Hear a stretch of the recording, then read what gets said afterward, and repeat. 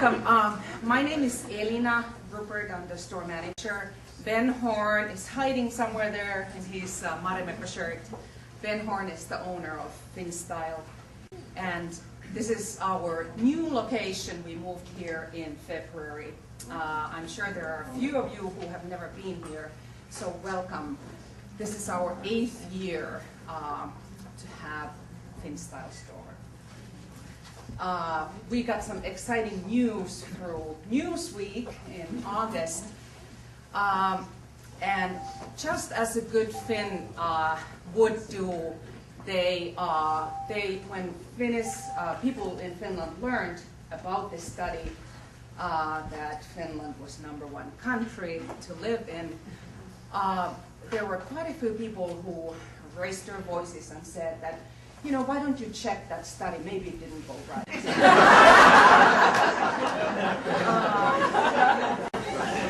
So we'll have a panel of people here tell us what they think about the study.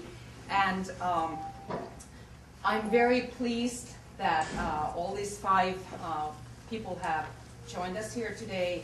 And Dan Karvonen will introduce the panel to all of you today. Dan Karvonen is the Finnish professor at the U of M for the Finnish professor. And his Finnish is most likely much better than mine, although I grew up in Finland. So thank you, Dan, for taking the lead on this. And so he'll make sure that all the panelists will have a chance to say a word or two. And then in a little bit, after we kind of get the panel going, we'll give a chance for all of you to, or at least some of you, to ask a few questions so that we can have a little bit of an exchange conversation. Welcome, everybody.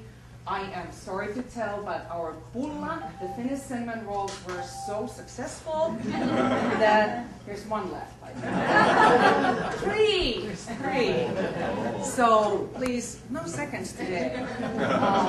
And there's also a fun new recipe. One of our employees tried chocolate beet cake. Just a Finn would try that. Welcome again, and dance. Kiitos.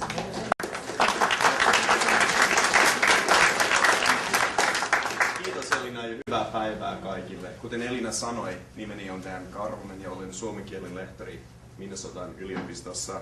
Ja haluaisin toivottaa teidät kaikki tervetulleiksi tänne keskustelemaan siitä, miten ja miksi Suomi valittiin Newsweekin mukaan maailman parhaaksi maaksi. So I will not, I scared you with that. This will not continue all in Finnish, but I think since it's a Finnish discussion, we should start in Finnish. And for those of you that understood, how many people understood what I said? Some. Good, excellent. And the rest of you should come take Finnish with me at the U. So anyway, my name is Dan Karvonen.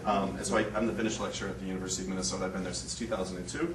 And I'm actually Finnish American. I grew up right here in the Twin Cities. In fact, my parents grew up right about 7 blocks away on Glenwood Avenue. My mom is from 1215 Glenwood, so, which is just on the other side of International Market Square, which is the old Fintown, in case you didn't know. By Milda's Cafe, just before that, exactly. So my parents grew up right there.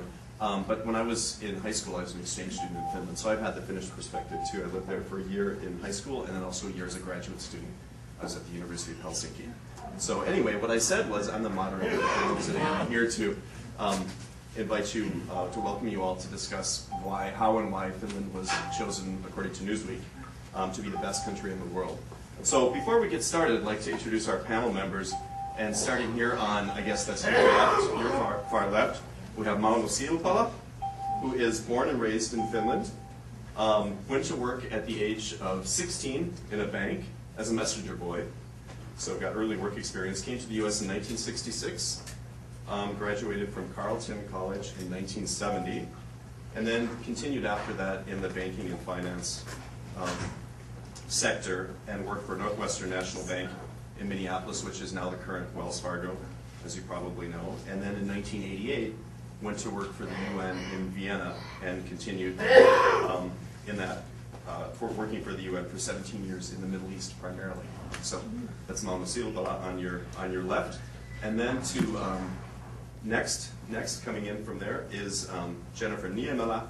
And Jennifer is a business journalist and managing editor of DeWitt Publishing, which is an entrepreneurial magazine publisher based in St. Paul, Minnesota, and is also a Minneapolis-St. Paul Business Journal television correspondent. And you may have seen her in the every Friday morning she has a local business report on Fox 9 TV. So if she looks familiar, that's why. And Jennifer's a third generation Finnish American. I'm fourth generation, so I guess I beat you or you beat me. I don't know. You're closer, I'm farther, but I have more history here. So Jennifer lived in Finland for more than 3 years, so actually longer than me, and earned a master's degree from the University of Helsinki. And Jennifer's also the treasurer of the newly formed Finnish American Chamber of Commerce, which you might have heard about recently. That was just newly reformed. And Jennifer got her BA from the University of Minnesota, which is a wonderful institution, I might say.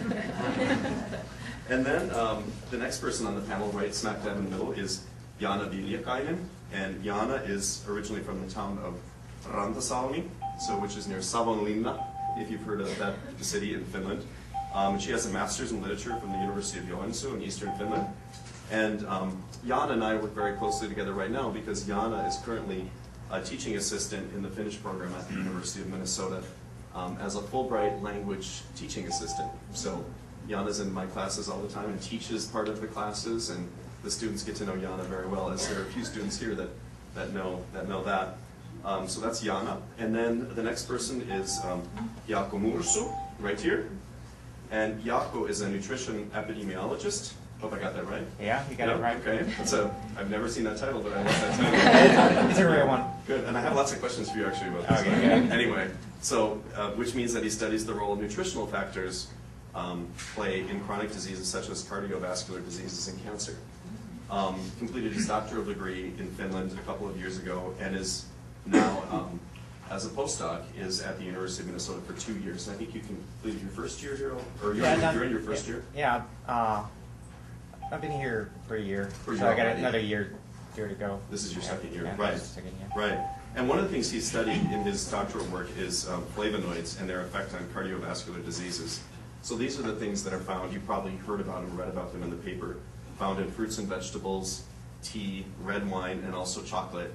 And these are, he found that in addition to fruit and vegetables, the dark chocolate may be good for your heart. So I'm very excited about that. So I'm going to talk to him more about that because I like chocolate and I kind of stay away from chocolate, but now we can go back to dark chocolate. According to Jaakko. That's all I'll just say, according to Jaakko. So, and then the last person on the panel, but in Finnish we would say sokeri pohjalla, which is the sugar on the bottom. But they have a wonderful expression said last but not least, it's the sugar on the bottom, which I like, is Marko Kananen, who is from Lieksa, as he says in his own words, a tiny town in eastern Finland, but actually from the same general sort of area as Jana, so we have sort of two eastern Finns here, and has his MA in sociology from Joensuu University also, and a PhD in sociology from Vienna University in Austria. And specialized in European integration, immigration, and human rights, and has been here in Minneapolis since September of 2009. And he's a freelance journalist and a researcher that advocates for human rights. So, as you can see, we have a quite varied panel. We have both four native Finns and one American Finn, and we have people with really different depths of experience being here. People that have lived in Finland very recently, people that have been here longer. And obviously a lot of different sort of backgrounds, so it'll give you hopefully a balanced and sort of, varied view of Finland. All right, Mr. Over here. I have a question about the importance of education in Finland. It's not necessarily the case that if teachers are well respected, that automatically means that educational standards go up, because in Taiwan and Japan, they are maybe more highly respected than in Finland. I'm wondering if anybody has heard of any study which correlates the undeniable complexities of Finnish language with the ability of Finns, I'm not joking, the ability of Finns in science and mathematics, where they are number one in the world at the moment. It's absolutely amazing.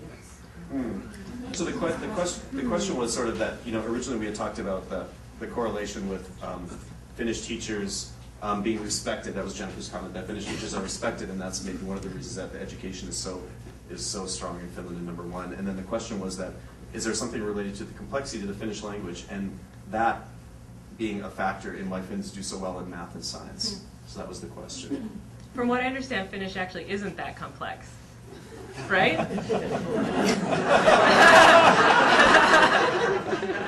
I mean, it's spelled the way it sounds.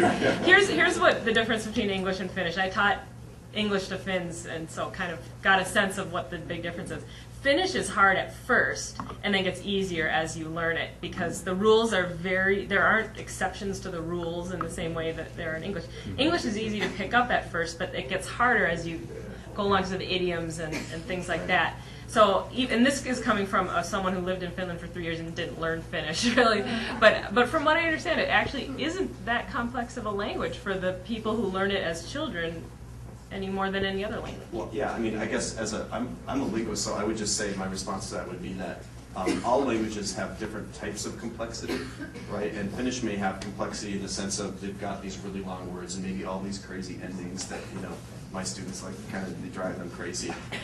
But, you know, as Jennifer was saying, it is very logical. And it is very true that we think of Finnish as learning Finnish as like a pyramid, where at the beginning, you need to know a lot of stuff to be able to say a really simple sentence, but as you go on, I always tell the students this, it's my way of bribery into continuing, is that as you go up, it's a pyramid, and things start to make more sense, whereas English is a reverse pyramid. You need just a little bit to be able to say quite a bit, but as you go on, it just becomes more and more confusing. And, you know, even native speakers, English is just like, we can never master it all, really. And so, anyway. There are all kinds of theories, of course, why Finns learn to read, for instance. So one of them was recent a few years ago, that since all the TV programs have subtitles, the kids learn to read very quickly. So this was the secret to their language ability. I don't know that that's the reason, but anybody who wants to delve into it deeper, the McKinsey company made a study on not only the Finnish system, but all successful education systems in the world about 4 or 5 years ago, I think. And I have some excerpts with me here. But the most important thing, and I will not go into depth, but the most important thing according to this study was how the teachers are chosen. In other words, that the teacher quality is absolutely the crux of everything else. Then, of course, there's other things attached to it. You know, how do you get the very best students to become teachers? But we can get into that later if you want. But I won't go into it now. I'm smiling because I'm a teacher. Same question, Lisa. If you want to read the result from the newsweek, it was analyzed by the American Teachers Union, and since I have a daughter-in-law who's a high school teacher, she sent it to me and said that the reason was, first of all Finnish teachers have master's degrees, and then second was the teaching methods. They all have to practice teaching in an elite school, which I happened to be when I was going to school in Finland. The teachers did their practice student teaching in a so-called normal school, and it was a gymnasium for girls, and their lessons were evaluated by not just the principal, but the principal teachers in the field. So it was like doing your thesis in an earlier stage in life. So the teacher education have a lot to do with it, and so the teachers are admired for their work. But recently, since Finland has taken a lot of advice from America, how to diversify the subjects in school and set them up in blocks so that students have more choices than they had at the time when I went to school. It's causing some new problems where the 6-week or 8-week course in one subject is taken at one time. It's not continuously throughout the school year, and so they are doing some adjustments because they don't want to cut down on science or math, and so they're cutting down on the arts. That's the first thing to go. And so they can't simultaneously take 3 art classes. They can take käsityö, handcraft, and painting, for instance, but not woodworking. So that study, if you just want to get it from any school teacher, should have that response to the Newsweek article.